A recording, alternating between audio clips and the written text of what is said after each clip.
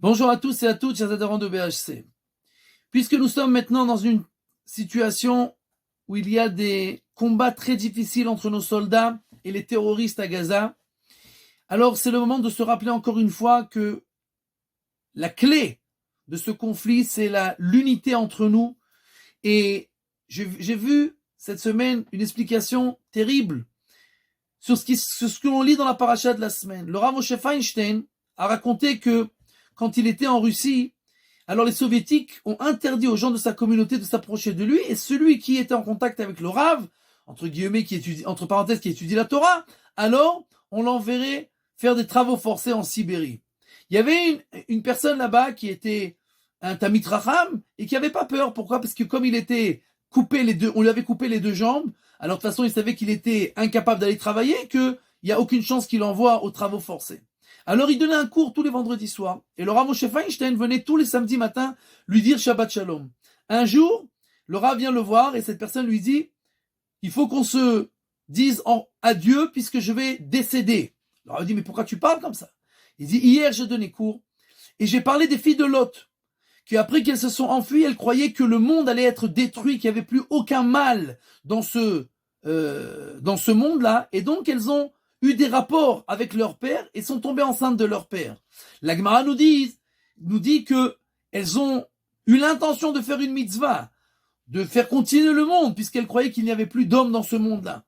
Mais j'ai dit aussi que après qu'elles sont sorties et qu'elles ont vu que c'était une erreur et qu'il y avait encore des gens, comment elles n'ont pas eu honte, une impudeur, elles étaient impudiques d'une manière grotesque d'appeler leurs enfants de noms qui montraient leur faute, leur péché.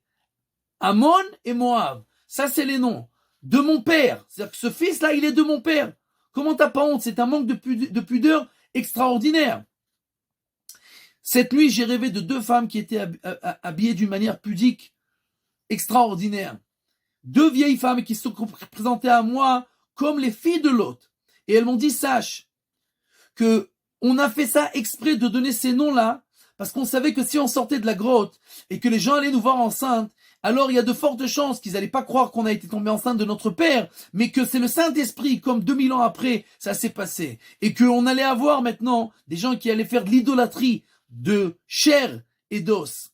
Et donc pour éviter cela, on a préféré subir, être humilié, et que tout le monde nous prenne en risée, nos enfants, on les a appelés au nom de notre Père, pour que tout le monde sache qu'ils sont les fils d'un homme et pas du Saint-Esprit. Et nous avons fait ça avec une bonne intention, et toi tu nous as mal jugé. Alors on t'invite au tribunal céleste pour rendre compte de ce que tu as dit. Et effectivement, cette personne est décédée le lendemain. Et nous voyons de là que nous avons l'obligation de faire tellement attention. Nous voyons des choses autour de nous, et nos frères, nos voisins, notre famille, notre femme, nos enfants, on doit faire attention à ce que l'on dit, même si on a l'impression qu'on est sûr qu'il s'est passé quelque chose de mal. C'est ça qui va montrer notre unité, que l'on sait que ceux qui sont autour de nous sont des gens qui sont bien, et alors on fait attention à ce que l'on dit, et Bezrat Hashem, par le mérite de cette mitzvah de juger les kafsrout, alors nos soldats reviendront tous, Bezrat Hashem, sains et saufs, dans leur foyer le plus vite possible, Bezrat Hashem, Amen.